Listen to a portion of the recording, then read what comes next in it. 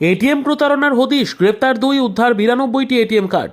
পুজোর মুখে বড়সড় এটিএম প্রতারণার হদিশ পেল পুলিশ। সোমবার সোনারপুর থানা এলাকা থেকে গ্রেপ্তার করা হয়েছে 2 প্রতারককে। উদ্ধার হয়েছে 92টি এটিএম কার্ড।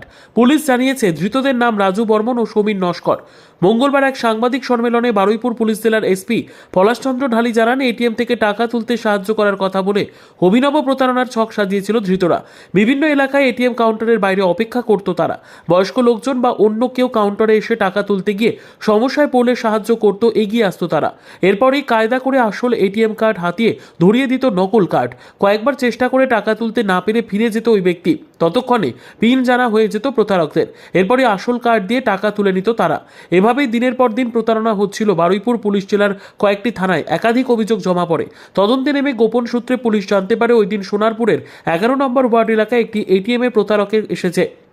এরপরে অভিযান চালিয়ে 2 জনকে ধরে পুলিশ। ধৃতদের জেরা করে ঘটনার আরও তদন্ত চালাচ্ছে পুলিশ। এই দলে আর কে কে যুক্ত তা খতিয়ে দেখা হচ্ছে। পাশাপাশি কোন কোন এলাকায় প্রতারণার জাল ছড়িয়েছিল তাও তদন্ত করে দেখা হচ্ছে। উদ্ধার হওয়া এটিএম কার্ডগুলি মালিকদের হাতে ফিরিয়ে দেওয়ার ব্যাপারে উদ্যোগ নেওয়া হবে বলে জানান এসপি।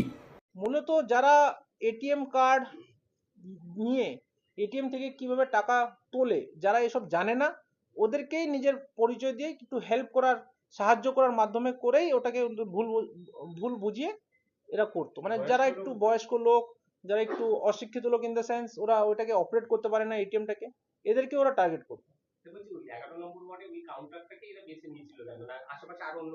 আমরা গোপন সূত্রে জানতে পারি কি 3টে নাগাদ গতকাল এরা ওই স্পেসিফিক কাউন্টারে গিয়ে এই কাজটা করবে।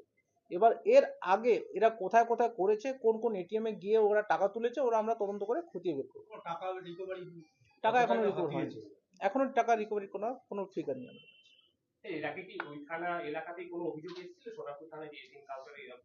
কাছে। আমাদের কাছে অবশ্যই অভিযোগ আগেও এসেছিল, কিছু কিছু থানায় কেসও হয়েছিল। এবার ওই সব থানার কেসে এরা যুক্ত আছে কিনা এরা তদন্ততে বেরোবে, ওটা দেখা যাক। এখন ওটা আমরা তদন্ত করে দেখবো কাদের আছে, ওদেরকে ডেকে ওদেরকে 161 স্টেটমেন্ট করে আমরা ওটাকে ইয়ে করব। এখন তদন্ততে জানা যায়নি। ঠিক আছে, থ্যাংক ইউ। নমস্কার। আপনারা জানেন আমাদের এখন নতুন একটা ক্রাইম যেটা সব দিকে হচ্ছে, ওটা হচ্ছে সাইবার ক্রাইম। এই সাইবার ক্রাইমের মেইন 3টে স্তম্ভ আছে। এক হচ্ছে ফেক সিম কার্ডস, 2 অ্যাকাউন্টস, ফেক অ্যাকাউন্টস যেখানে টাকা যায়, আর 3 হচ্ছে কল সেন্টার্স যেখান থেকে ফোন করে প্রতারণা করা হয়। এই যে অ্যাকাউন্টস থেকে যখন টাকা ভিকটিমের কাছ থেকে যখন টাকাটা চলে যায়, তারপরে বিভিন্ন অ্যাকাউন্টস থেকে টাকা তুলে ওটাকে আত্মসাৎ করা হয়। আর একটা মেইন ট্রেন্ড যেটা দেখা যাচ্ছে কি, মানুষকে যখন এটিএম থেকে টাকা তুলতে যায় তখন কিছু লোক, এই দুষ্কৃতীরা, ওদেরকে যেহেতু ওরা অশিক্ষিত থাকে, কিছু বেশিরভাগ এটিএমটাকে অপারেট করতে পারে না, সুতরাং ওদেরকে সাহায্য করার জন্য কিছু এই দুষ্কৃতীরা এটা সুযোগ নেয়। এই একটা স্কিমে কালকে আমরা একটা পর্দা ফাঁস করলাম, যেটা দেখা যাচ্ছে আমাদের একটা গোপনীয় সূত্র থেকে আমরা খবর পাই কি ওয়ার্ড নাম্বার 11 সোনারপুর থানা, ওখানে পিএনবি একটা এটিএম কাউন্টার আছে, ওখানে কিছু দুষ্কৃতীরা এই মোডাস অপারেন্ডি নিয়ে কিছু লোকের চিট করছিল। এই গোপন সূত্রের আমরা যখন খবর পাই আমরা টিমটা পাঠাই ওখানে পাঠানোর পরে আমরা 2 জনকে অ্যাপ্রিহেন্ড করি। ওদেরকে যখন জিজ্ঞাসাবাদ করি তাহলে ওরা নিজের পরিচয় দিতে পারে না। তারপরে ওদের কাছে একটা অল্টো K10 একটা গাড়ি ছিল, ওই গাড়িটাকে আমরা ভালো করে সার্চ করি, ওদের নিজের সার্চ করি, করার পর আমরা 92 এটিএম কার্ডস পাই, একটা কার্ড হোল্ডার পাই, 2টো আমরা মোবাইল পাই, আর ওই গাড়িটা পাই।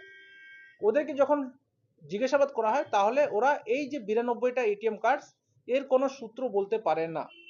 সুতরাং আমরা যেটা ইনকোয়ারি করে জানতে পারি কি এই এটিএম কার্ডস বিভিন্ন লোকের নামে আছে, যেটা কি ওদের পজিশনে পাওয়া গেছে। আমরা তারপরে ওনাদেরকে অ্যারেস্ট করি। অ্যারেস্ট করার পরে যখন ওদেরকে ইন্টিগ্রেট করা হয়, ইন্টিগ্রেশনে ওরা যেটা বললো, ওদের মোডাস অপারেন্ডি একদম স্পষ্ট করে ওদেরকে আমরাকে ব্রিফ করলো কিভাবে করে ওরা। যখন যদি কেউ এটিএম কিভাবে অপারেট করতে হয় জানতে পারে না, এরা গিয়ে ওদেরকে সাহায্য করার নামে এটিএম কার্ডটা হাতের খেলায় চেঞ্জ করে দেয়। চেঞ্জ করার পরে ওদের ওই এটিএম কার্ডটা, আসল যে এটিএম কার্ড, ওটা নিজেদের কাছে রেখে দিত। 3-4 বার ট্রাই করে, ট্রাই করার পর যখন এটিএম থেকে টাকা বেরোয় না, তাহলে ওরা হতাশ হয়ে ওখান থেকে বেরিয়ে যায়।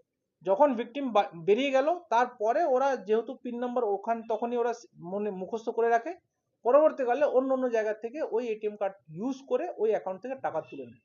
আমরা এটাকে কালকে পর্দাফাশ করলাম, করার পর দুজনকে আমরা ওই যে দু লোকটা ওখানে দাঁড়িয়েছিল ওদেরকে আমরা অ্যারেস্ট করেছি, প্রপার সিজার করেছি, নতুন বিএনএসএস এর আইন অনুযায়ী সার্চ সিজার প্রসিজার ভিডিওগ্রাফি করে আমরা ওদেরকে অ্যারেস্ট করে রীতিমতো কেস করে সোনারপুরে আমরা ওদেরকে 7 দিনের পিসিতে নিয়েছি।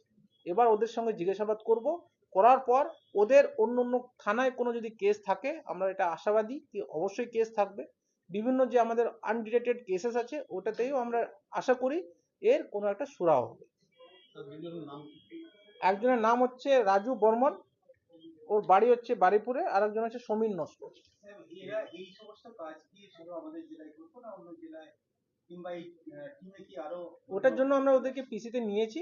ওদের এই টিমের সঙ্গে আরো কতজন যুক্ত আছে, কোন কোন থানায়, ওটা আমাদের বারিপুর জেলার মধ্যেও হতে পারে কিংবা জেলার বাইরেও হতে পারে, এটা আমরা তদন্ত করে আরো ওটাকে খুঁজে বের করব। এরা কাদের মূলত টার্গেট করতো?